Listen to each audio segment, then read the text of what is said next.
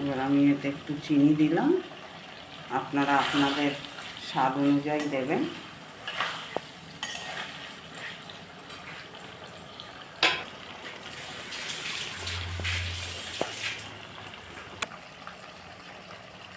এবার যে মালাইটা ছিল, বাদবাকি মালাইটা আমি এতে দিয়ে দিলাম। এবার ফ্রেশ ক্রিমটা দিচ্ছি।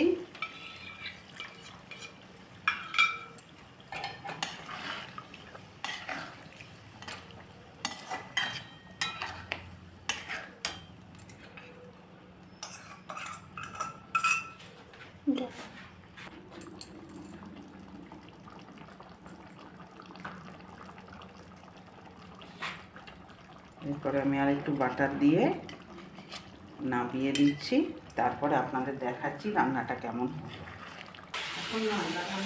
আপনাদের যদি এই রান্নাটা ভালো লেগে থাকে তাহলে প্লিজ আমাকে সাবস্ক্রাইব করে আমার পাশে থাকবেন।